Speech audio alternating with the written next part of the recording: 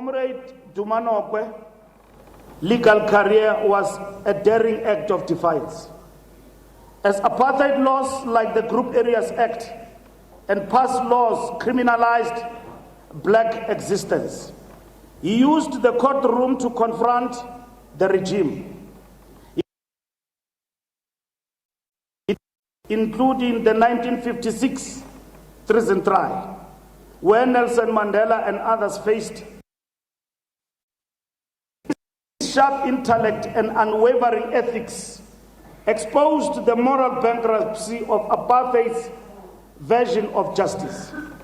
Yet the regime retaliated in 1962. The government disbarred him, stripping his right to practice law.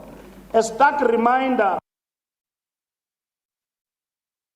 he was elected Secretary General of the African National Congress in 1958 at its 46th annual conference held in Durban, and served in that role until the Morogoro Conference in 1969. Morogoro was a watershed conference where the unity of the movement was under threat, but through the resilient leadership of all those who were in attendance, steered the ship towards a revolutionary course. As ANC Secretary General, from 1958 to 1969, Comrade Duma Nokwe transformed the organization into a disciplined militant force. He worked alongside Oliver Tambo and Nelson Mandela, advocating for international solidarity and underground mobilization after the ANC's 1960 ban. His strategic mind was instrumental in launching Umkhonto weSizwe, the armed wing of the African National Congress, signaling a shift from passive resistance to active defiance. Comrade Duma Nokwe's leadership extended beyond politics. He edited Liberation, a journal that articulated anti-apartheid thoughts and nurtured young activists, emphasizing mentorship as key to sustaining movements. As we celebrate the 70th anniversary of the Freedom Charter, we are reminded of the reflections of Comrade Duma Nokwe on this important document of our movement.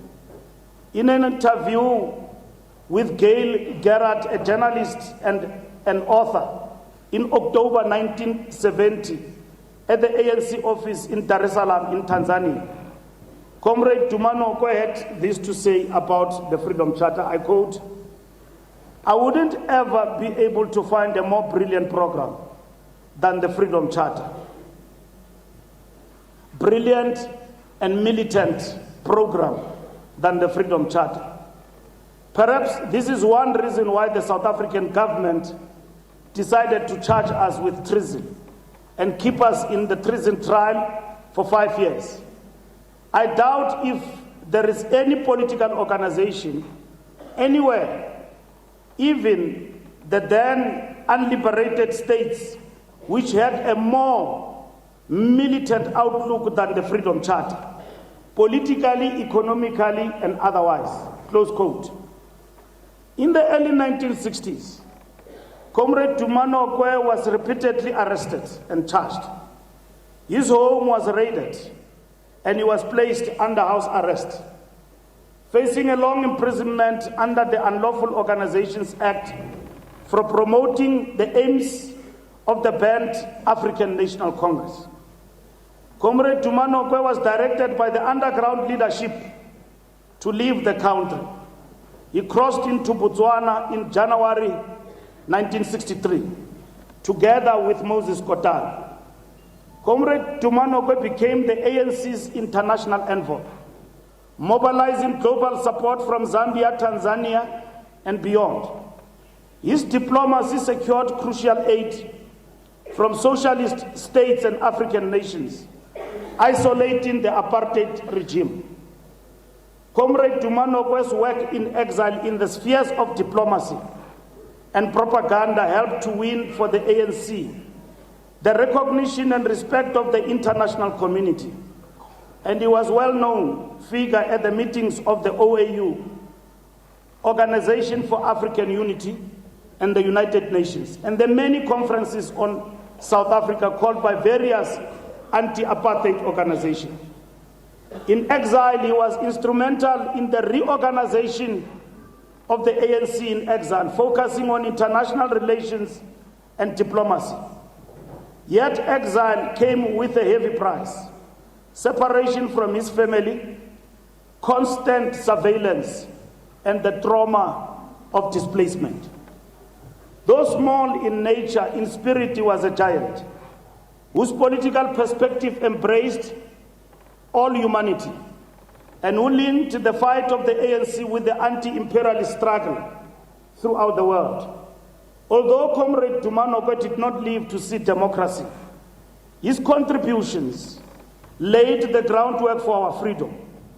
The ANC-led government in the post-apartheid South Africa honored him with the Order of Luthuli. Yet his legacy extends beyond awards. His life exemplifies the power of integrity, intellectual rigor, and relentless commitment. We welcome President Cyril Ramaphosa's timely intervention to ensure that this debarring as an advocate by the apartheid regime is reversed. The President has also posthumously awarded Advocate Duma Nokwe Silk status, a feat worthy of celebration and a noble gesture that allows us to lay Advocate Duma Nokwe Senior Counsel to his final resting place with dignity. We are here, comrades, not just to remember Advocate Senior Counsel Dumalisile Duma Nokwe, but to also utilize this example as a mirror.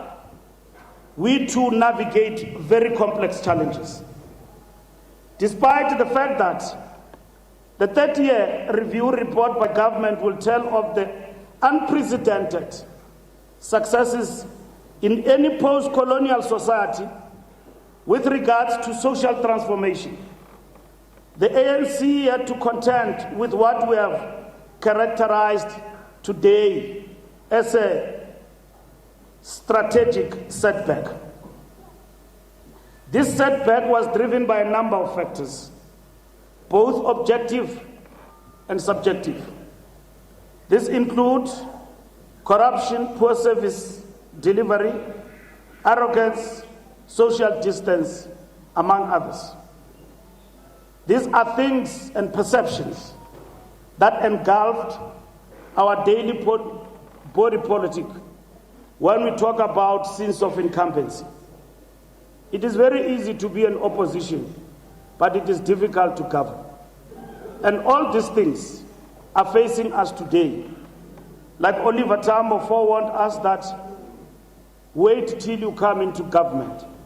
It will be difficult than to fight an apartheid regime. Radical socio-economic transformation must and will happen in our lifetime. It is our contention, comrades, as the ANC, that the national budget must reflect a growth path that will ensure adequate absorption of the unemployed through economic opportunities for entrepreneurs and expansion of existing businesses. This must not be in theory but tangible intervention in the various economic sectors. We know the national transformation agenda was always going to face resistance. Let us not make it easy for our opponents by looking inwardly and slaughter ourselves and attack ourselves and destroy ourselves from within. Comrades, let us not make it easy for our enemies to destroy the African National Congress. Let us not celebrate divisions within our organization. Let us preserve unity at all costs.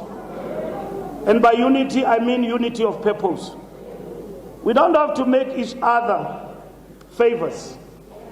But if you listen and you read, you understand who was Duma Nokwe.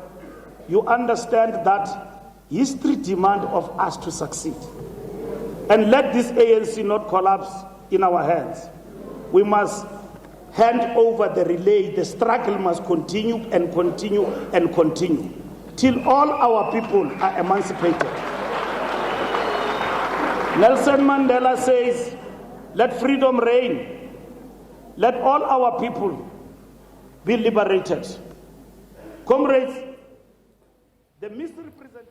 All right, that was the ANC Secretary General Fikile Mbalula delivering the Duma Nokwe Memorial at the Sidibeng District Municipality Civic Centre, saying a number of things, including that Duma Nokwe was, amongst others, a towering intellectual and courageous freedom fighter and was awarded Silk status by President Ramaphosa posthumously. Duma Nokwe died, of course, and was laid to rest in Zambia in 1978, where he was exiled during the peak of the apartheid era. You will recall he was among 49 other freedom fighters whose remains were repatriated from Zambia and Zimbabwe last year, more than 30 years since their passing.